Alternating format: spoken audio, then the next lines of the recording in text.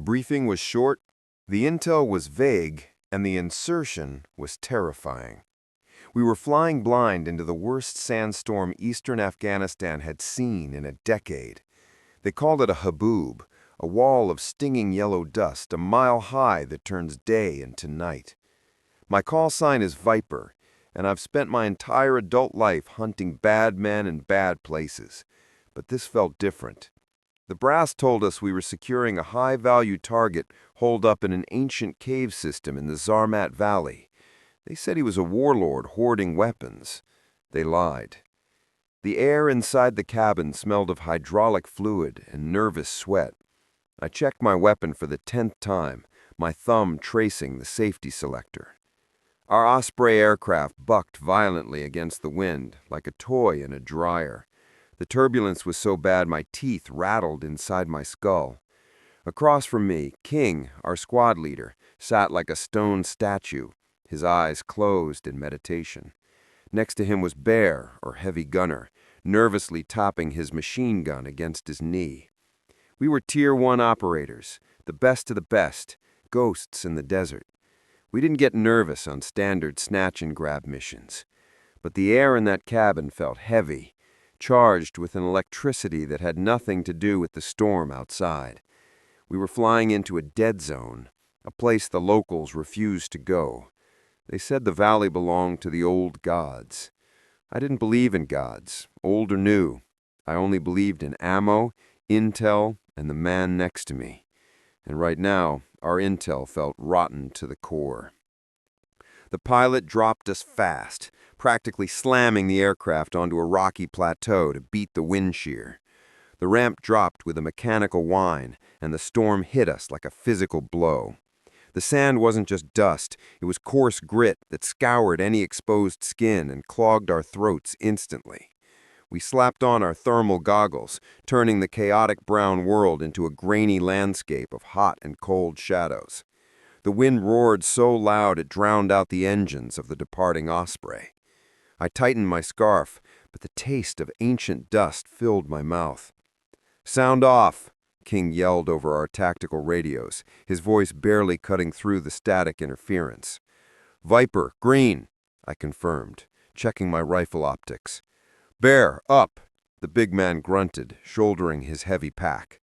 "Wire, good to go," said our comms specialist, his voice shaking slightly as he checked his GPS. We moved out in a standard diamond formation, leaning into the wind to stay upright. Visibility was 0 without the thermals, and barely 10 feet with them. The wind screamed around the rock formations, creating sounds that sounded eerily like human voices crying out in pain. We were 5 clicks from the target caves. Every step was a battle against the elements. The sand was ankle-deep, loose and shifting, threatening to swallow our boots. It felt less like walking on Earth and more like walking on the bottom of a dried-up ocean that held too many secrets and refused to let us pass. We reached the first checkpoint after an hour of grueling marching. It was supposed to be a forward sentry post for the warlord's militia, a first line of defense. We expected resistance. We expected a firefight. We found a graveyard. The camp was decimated. Tents were shredded into ribbons, supplies were scattered into the wind, and heavy transport vehicles were overturned as if flicked by a giant hand. The smell hit us first.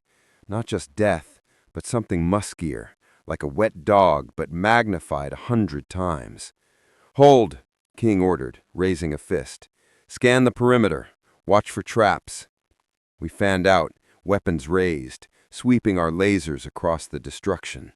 There were bodies half buried in the drifting sand. I approached the nearest one and knelt down, brushing the sand away. It wasn't a clean kill. There were no bullet holes, no shrapnel wounds. The man had been torn apart. His limbs were twisted at impossible angles, and deep, jagged lacerations scored his chest armor, cutting right through the ceramic plate. "What kind of weapon does this?"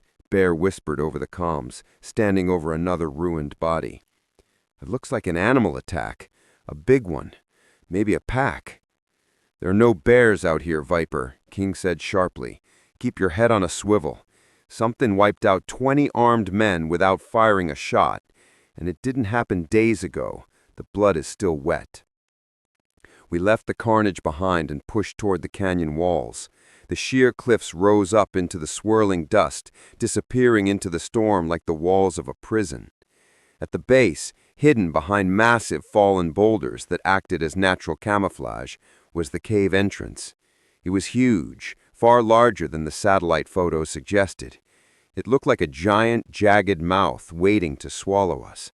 The darkness inside seemed to be pushing out against the storm. "Wire, any signals from inside?" King asked, holding up a hand to halt the squad. Wire checked his wrist-mounted computer, tapping the screen frustratedly.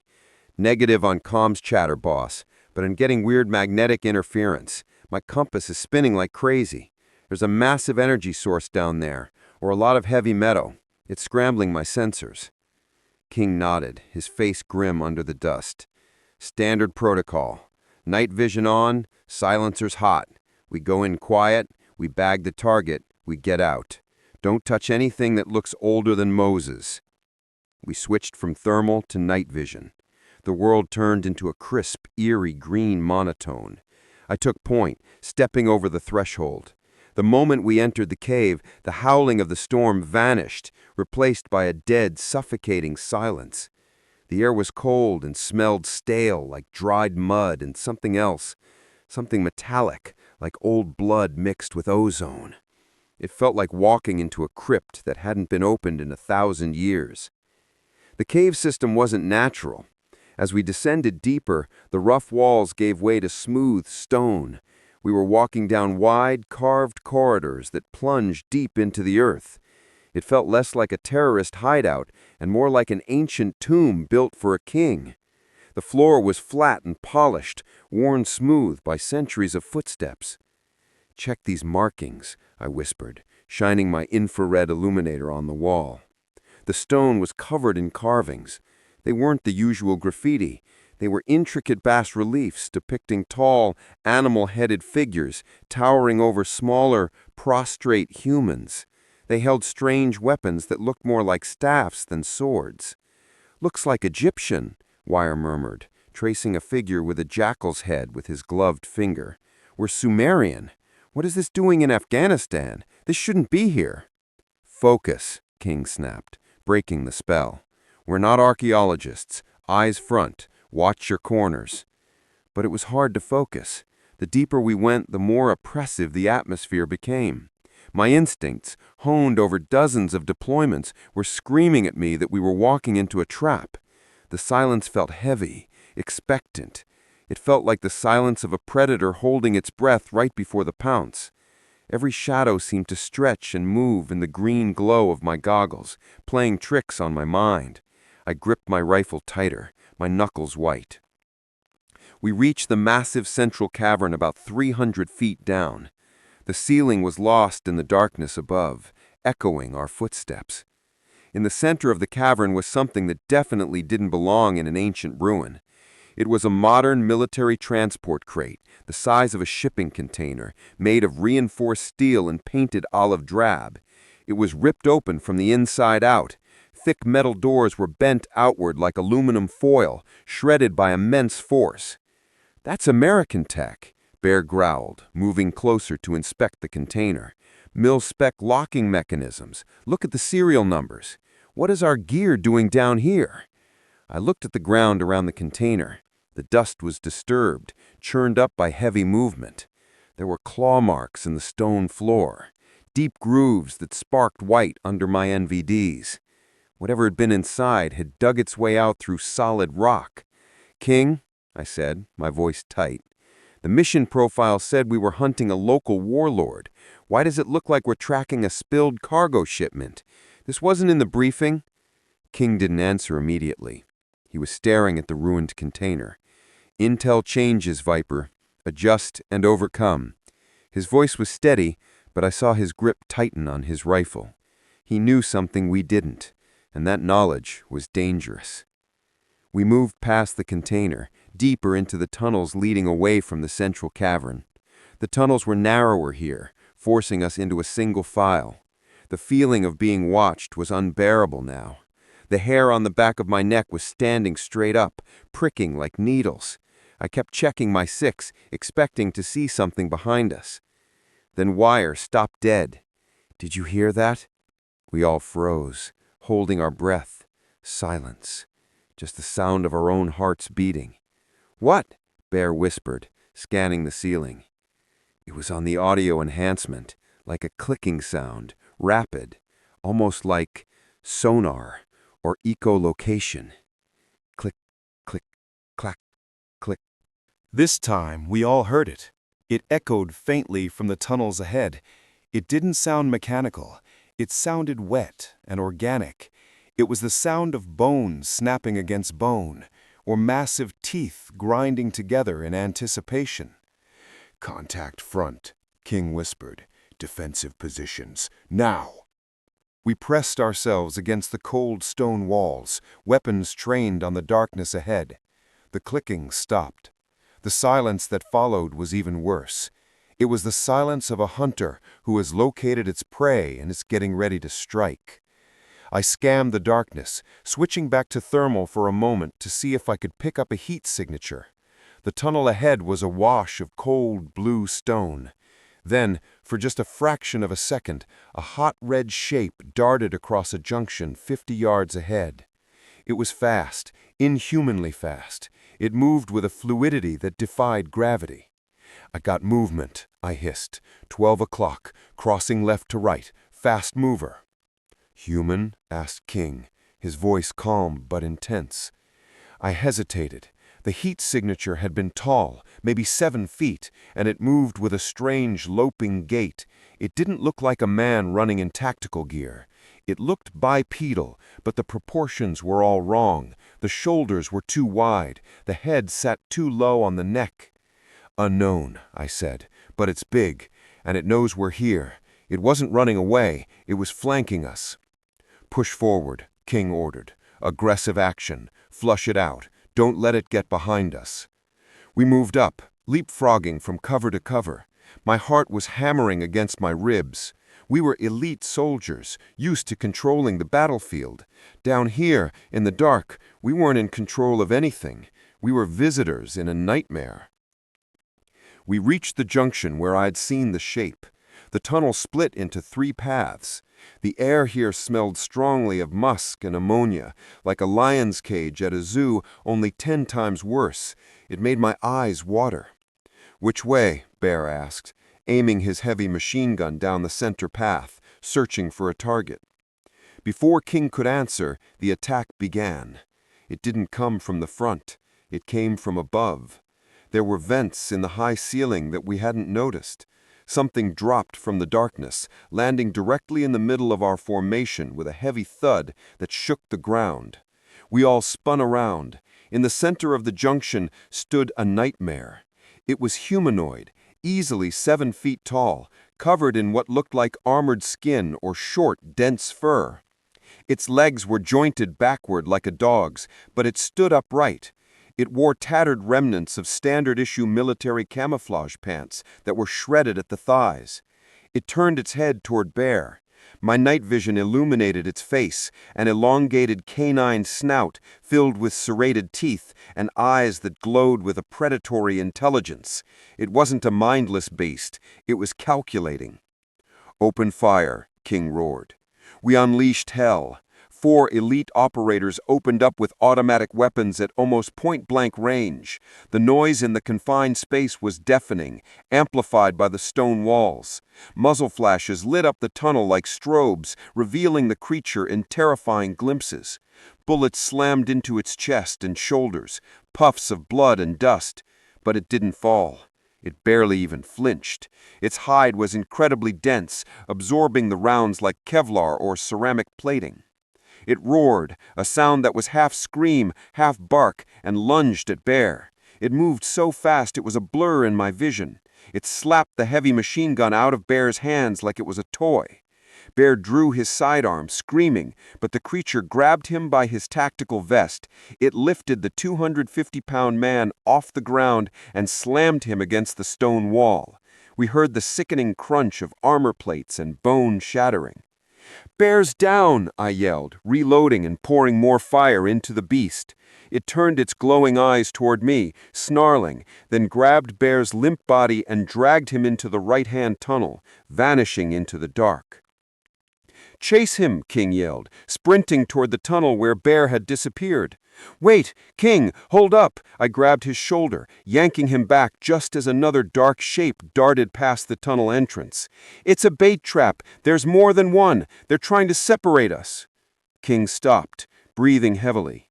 We could hear Bear screaming in the distance, a horrible, wet sound that suddenly cut off. The silence that followed was final.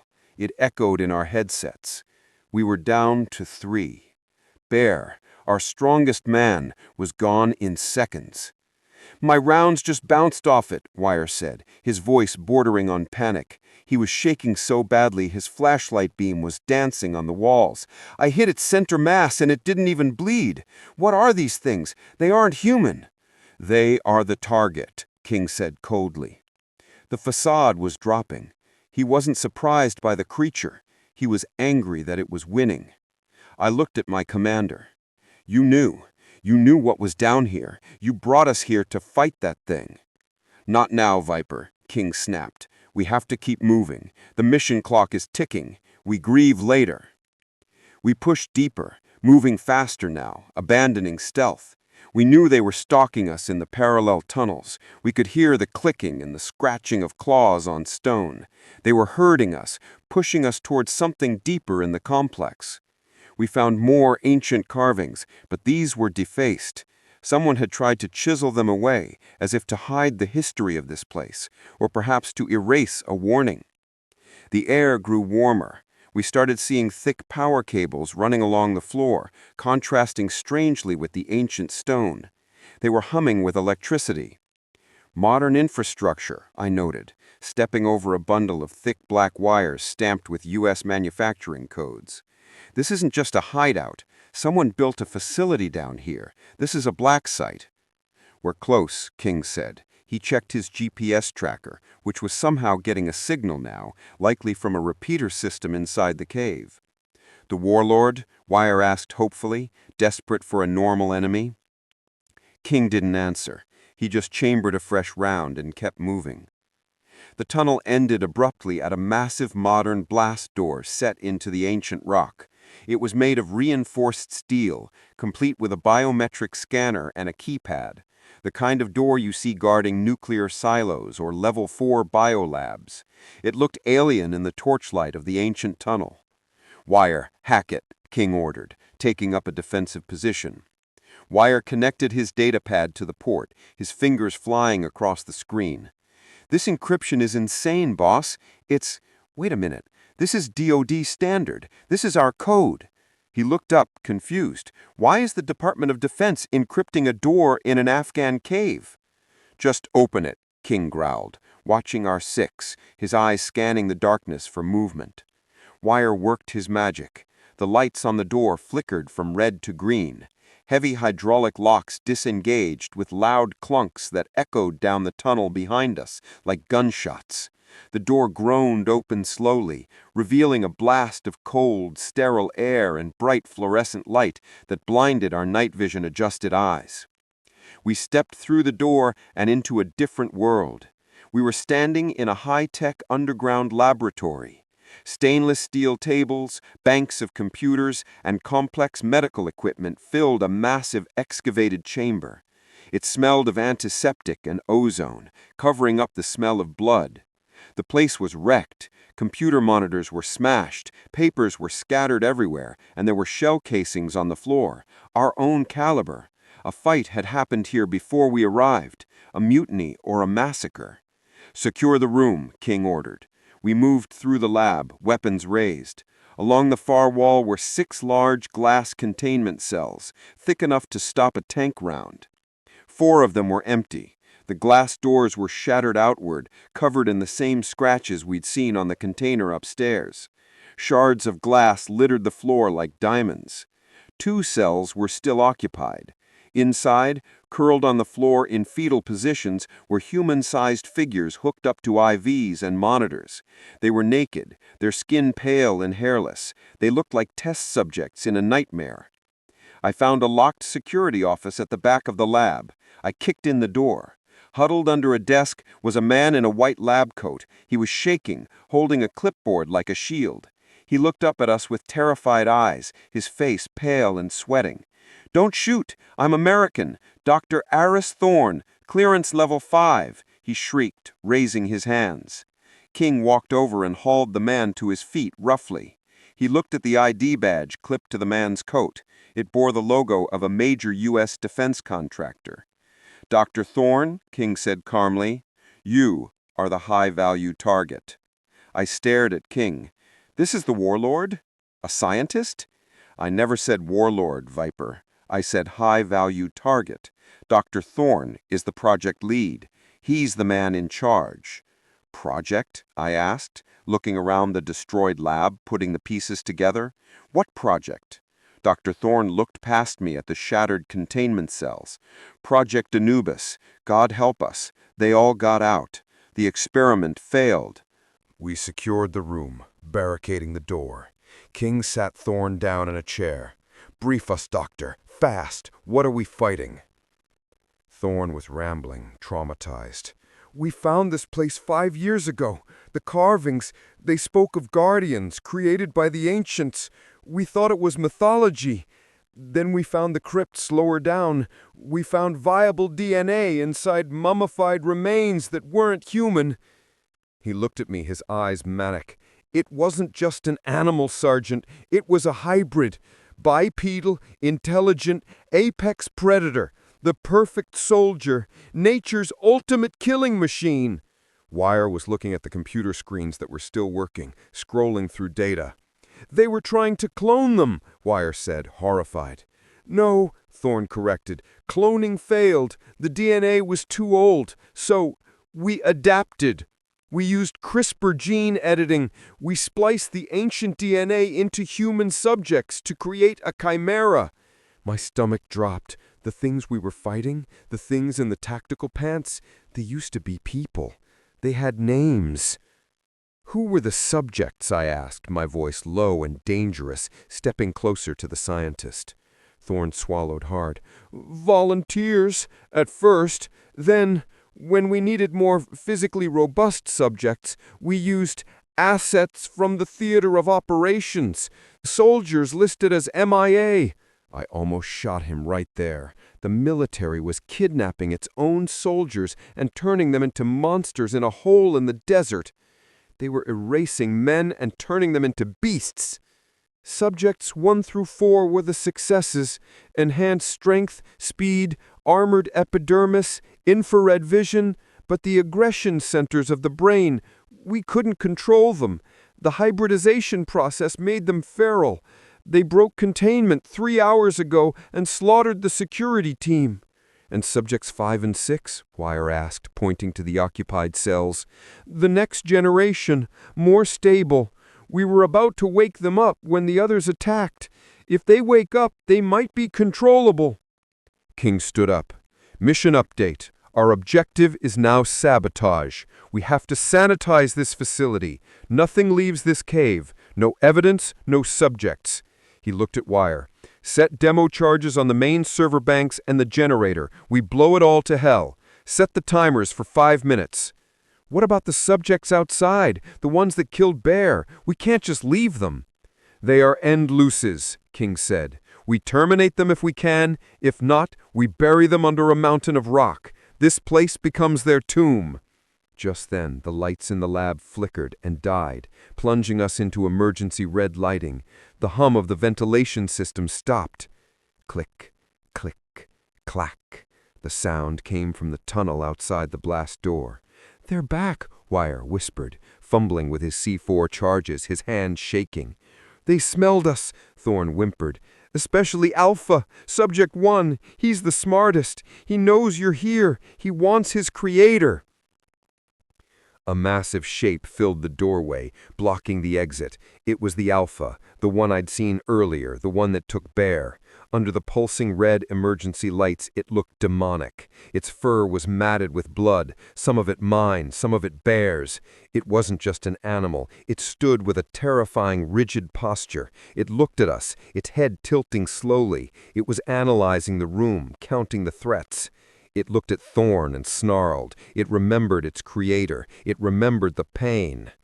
Then it looked at King. It recognized the uniform. It recognized the authority. "Wire! Blow the charges now!" King yelled, raising his rifle.